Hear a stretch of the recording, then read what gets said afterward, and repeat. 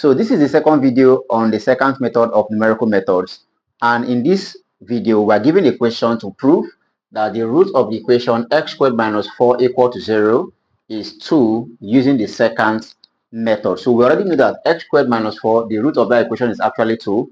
We are asked to prove this using the second method. Okay, so this we already know our function f of x is equal to x squared minus 4. So I said in the first video, you look for two values such that when you plug these two values into this equation or into the function, it transforms the function from positive directly into negative or from negative directly into positive, right?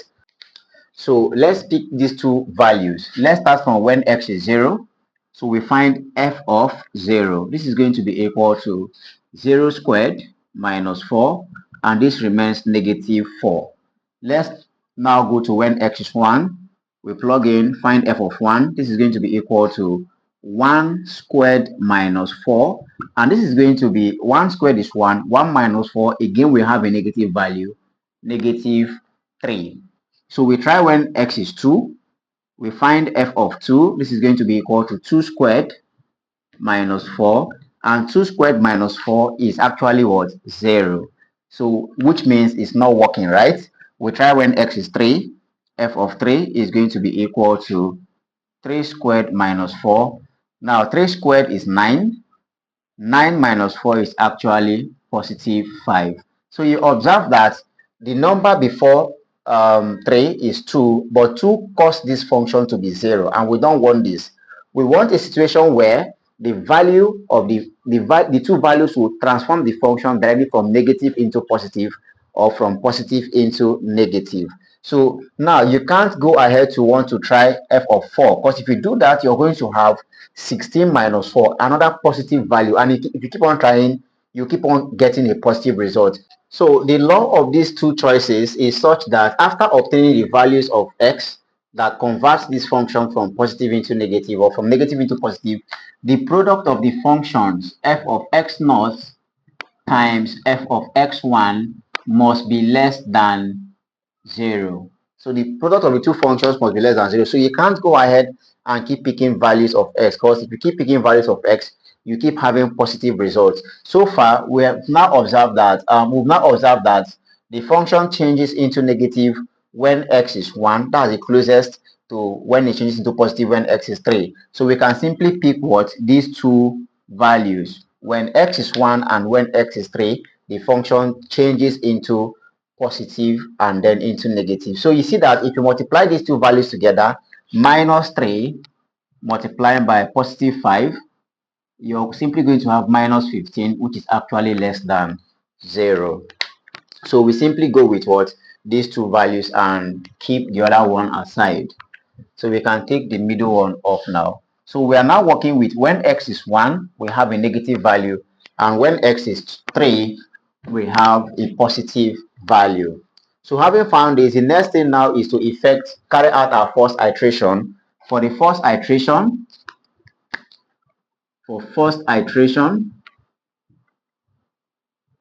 okay, n is equal to 1. So in this equation, you plug in the value of n as 1 anywhere you see it. So I have xn plus 1. If n is 1, that becomes 1 plus 1, right? So that gives us x2. So that helps us to find the second root. x2 is going to be equal to xn minus 1. And n is 1, so 1 minus 1 becomes 0. So I have that to be what? X naught multiplied by f of xn, and n is 1, so that gives us f of x1 minus xn. So you have x1 multiplied by f of xn minus 1, which is 1 minus 1, that's x naught, right? Divide by f of xn, that gives us f of x1 minus f of xn minus 1, which is f of x naught, and you have this. So all we did now is to identify our x naught and our x1. So if you fall back, I said in my first video, the very smallest value among these two values that causes the function to change from negative to positive or from positive to negative, the smaller value is considered as x naught, right? So which means my x naught is the smaller value between 1 and 3, and that is 1. Whereas my x1 is the larger value, In this case, my x1 is equal to 3. Okay, so I have now my first function. When x is equal to x naught, my function give me what? Negative 3. So this means I now know what my f of x naught is. F of x naught is simply negative 3. Also, when x is 3, which is what? At x1. So I have the function to be what? Positive 5. So that means I know now what my f of x1 is, right? And that's equal to 5. So these values are known. We can simply plug into that equation. And if you do this, you'll find your second root, x2, to be equal to x naught is 1. So you have 1 multiplied by f of x1. F of x1 simply gave us 5, right? So 1 multiplied by 5, okay, minus x1. X1 is 3. So minus 3 multiplied by f of x naught, and f of x naught simply gave us minus 3. So multiplied by minus 3. Okay, the whole of this divide by f of x1. F of x1 once again is 5. So divides 5 minus f of x naught, and that is actually minus 3. F of x naught is simply minus 3. So let's evaluate everything at the numerator. 1 times 5 is 5. 5 minus 3 times negative 3. Negative 3 times negative 3 is positive 9. 5 plus 9 simply gives us 14. So you have this to be 14 divided by 5 minus 3 is actually 8. So this is going to be equal to, so let's find 14 divided by 8. That gives us 1.75. So 14 divided by 8 gives us 1.75. Now that we know what x2 is, we can now carry on with the second iteration, pardon me. So for the second iteration, okay, it means that n is now going to be equal to 2, right? So you plug the value of n into the equation. If you do that, here I have xn plus 1. N now is 2, so 2 plus 1 becomes 3. So that gives me my third root. X3 is going to be equal to the same thing, xn minus 1. That becomes 2 minus 1, which gives me x1 multiplied by f of xn, right? So which is f of x2 because n is equal to 2 minus, I have xn, which is x2 because n is equal to 2, multiplies f of xn minus 1, and n is 2, so 2 minus 1 becomes 1, so we'll have f of x1. The whole of this divides by, I have f of xn, that becomes f of x2 because n is 2, minus f of xn minus 1, that gives us f of x1. So you see that the only thing we don't have in this formula now is f of x2. We know what x1 is, we know what f of x1 is, but we don't know what f of x2 is. But we know what x2 is. So virtually everything is known apart from f of x2. So we simply find the value of the function when x is true. So f of x2 is now going to be equal to, plug in the value of x2 into the function. Function is x squared minus 4. x2 is 1.75. So I have 1.75 squared minus 4. So let's see what this gives as f of x2. This is going to be equal to 1.75 squared minus 4. That gives us negative 0.9375. So we'll have negative 0.9375. Okay, so we'll have our f of x2. Let's now plug into this equation to find the third root. Okay, so x3 is going to be equal to x1. x1 is simply 3. So in place of x1, you have 3 multiplies f of x2. We had the value as negative 0.9375. Negative 0.9375 minus x.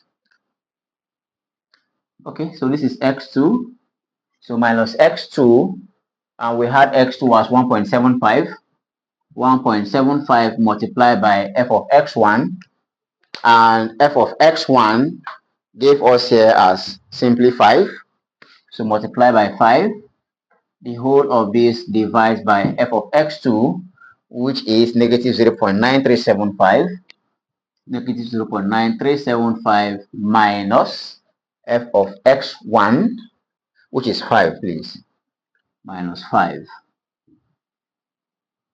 Okay, so let's evaluate everything at the numerator. So everything at the numerator simply gives us negative 11.5625. 5625 divide by, let us evaluate everything at the numerator. So negative 0.9375 minus 5 gives us negative 5.9375. So this simply implies that the third root x3 is going to be equal to, let's divide these two together. That gives us approximately 1.9473. So the value of x3, the third root, is simply 1.9473. Next, we perform the third iteration. So for the third iteration, it simply means that n is going to be equal to 3. So basically the same stuff, plug in the value of n wherever I see n in this equation. So we are going to be having x4 is equal to, that gives us x2 times f of x3 minus x3 times f of x2, all divided by f of x3 minus f of x2. So if you look at the equation, the only thing we have missing out now is simply f of x3, but we know what x3 is, we know what x2 is, we know what f of x2 is. So we simply find the value of the function when x is x3. So we can do that up here. So f of x3 is simply going to be equal to, the function, remember, is x squared minus 4. So we'll plug in the value of x3 in place of x squared. So that becomes 1.9473 to the power of 2 minus 4. So let's find what f of x3 actually is. That gives us negative 0.2080. So negative 0.2080. Okay. Negative 0.2080. So let's plug everything now into the formula. This is going to be equal to x2, and we found x2 to be equal to 1.75. So you have 1.75 multiplied f of x3. F of x3, we have it to be negative 0.208. So negative 0.208 minus, we have x3. x3 itself is 1.9473. 1.9473 multiplied by f of x2, and f of x2, we found the value. F of x2 gave us negative 0.9375. So multiplies negative 0.9375. The whole of this divides by f of x3, which is once again negative 0.208 minus f of x2, which is negative 0.9375. Okay. So this means our fourth root, x4, is going to be equal to, let's evaluate everything at the numerator. Everything at the numerator simply gives us 1.4616 approximately. 1.4616. The whole of this divides, let's evaluate the denominator. Everything at the denominator gives us 0.7295. 0.7295. So let's find this ratio. 1.4616 divides 0.7295. And this actually gives us 2.0034 if you keep it to 4 decimal place, but of course. So you can decide to stop your iteration here, or you can decide to perform the fifth iteration to completely confirm that the root of that equation is 2.0.